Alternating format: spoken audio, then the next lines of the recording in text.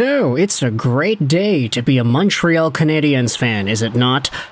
Yesterday's Cole Caulfield heroics were so fun to watch, and if you did not see our post-game video, then hey, go out there and check it out. I don't blame you if you haven't seen it though.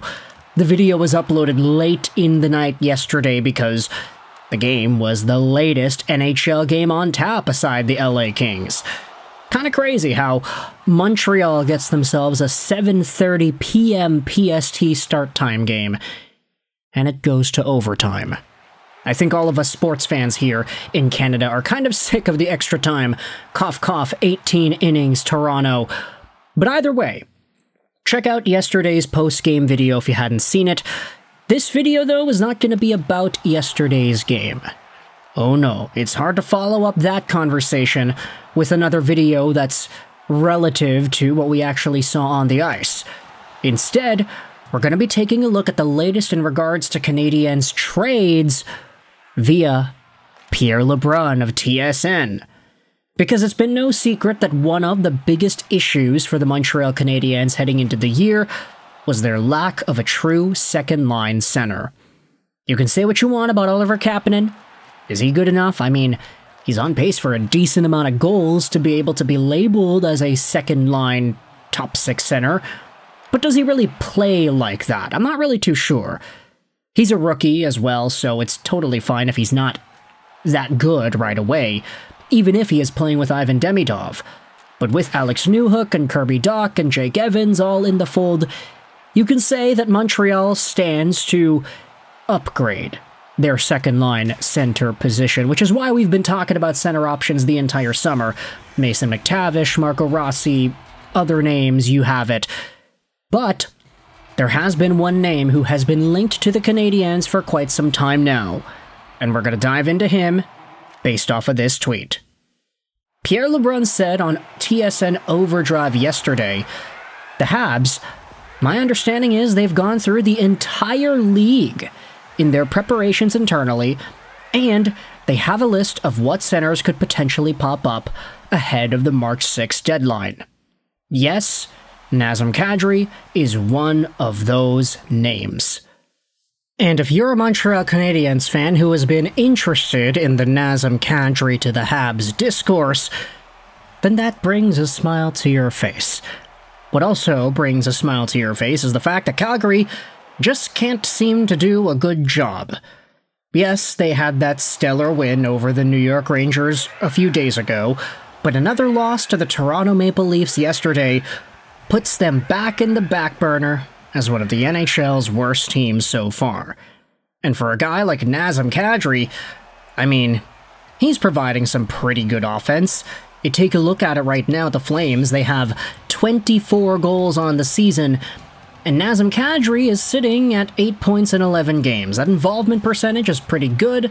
33%, and Nazem Kadri is on pace for about 60 points on the year, which is not bad for playing on literally the team that's in last right now. They're excited for Gavin McKenna, folks. That's what Calgary seems to be looking towards. Dustin Wolf was supposed to be the goalie of the future, and heck, he can still be that. It's just the team in front of him can't score any goals, and they can't defend well, and now they're last. Sorry, Wolf.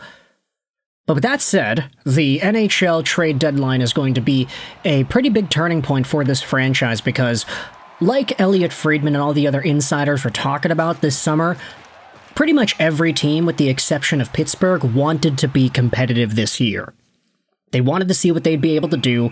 They didn't want to sell off their assets because there was this hope that they could actually compete and maybe do something with a wild card or otherwise. Now, ironically, for the Pittsburgh Penguins, as we had talked about yesterday, they're doing really well. And they're doing so well, in fact, that it's kind of tainted everybody's view of what that team really is. Aging superstars coming out with a super hot start, and Justin Brazeau is one of the best underrated free agent pickups we never would have expected anything from. But the Pens are doing well. A bunch of these other teams are not, though. And for Calgary, you might even be thinking, hey, if they start sucking even more into November, let's say it's the middle of November and they've only won 1 or 2 games in that span, maybe at that point they decide that they can sell sooner. Nazem Kadri is on the books for the Calgary Flames till 2029 at $7 million a year. 35 years old, and he leads the team in points. Yes, it's true that he might not age well into the deal, but he is a lot better, I would say, at 35 than the majority of NHL players are that end up reaching that age to begin with. You gotta remember, Nazem Kadri was a former 100-point pace player with the Colorado Avalanche just a few years ago. That was within the decade. There is a lot more potential for scoring that this guy's able to unlock. He just can't exhibit the best of that with the Calgary Flames right now. So if you're Kent Hughes, and you have evaluated all these centers around the National Hockey League, hey, there's a reason why Nazem Kadri sticks out, and there's a reason why he is on their list of available names that they could target should they get to the deadline while still in that position of need for a center. Now, there are a bunch of other names that we can talk about as well, and we can get into trade prices and others, but ultimately, Nazem Kadri being a confirmed option for the Montreal Canadiens, it's not really too surprising. Kadri would be a really good addition to this Montreal Canadiens team. He forechecks hard, he brings a lot of grit, and he's got some pretty good experience going far in the playoffs. I know all those years in Toronto didn't do him too well considering the suspensions that he got, but he did win a Stanley Cup with the Colorado Avalanche. That is valuable, and we saw just how that experience in Montreal has helped them in the past, with other names coming onto this team like Corey Perry and... Okay, maybe that's a bad example. He kept on losing, but he still made it, so maybe that's that. David Savard's a Cup champion. He was really valuable too. There's a lot of leadership going around in Montreal, and Nazem Kadri, he's got a lot of experience, and as more of a father figure in that room now, you can tell that he's going to be able to do some pretty good work with the young guys and the culture that the Canadiens have. Not to mention the fact that Nazem Kadri would have been willing to waive for Montreal, or at least it was reported that that might have been the case.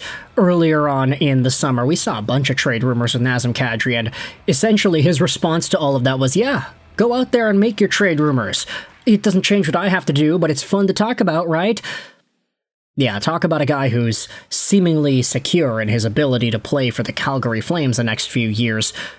If he wasn't secure, then he wouldn't have said it that openly, let's just say that. With all this in mind, though, I want you to let me know your thoughts in the comment section below. How does it make you feel that Montreal is being confirmed by Pierre LeBrun to have expressed interest in Nazem Kadri, and the fact that they apparently have Kadri on a list of guys that they will pursue heading into the trade deadline period if they still need a center? That's a pretty long run-on sentence, but essentially it means the Canadiens are interested in trading for this guy, and Pierre LeBrun just went out there and confirmed that on Overdrive yesterday. What are your thoughts on what a trade could look like? What do you think the trade cost would be? How well do you think Nazem Kadri would fit with this Canadiens team? Would you rather have a guy like Oliver Kapanen in that position to develop instead?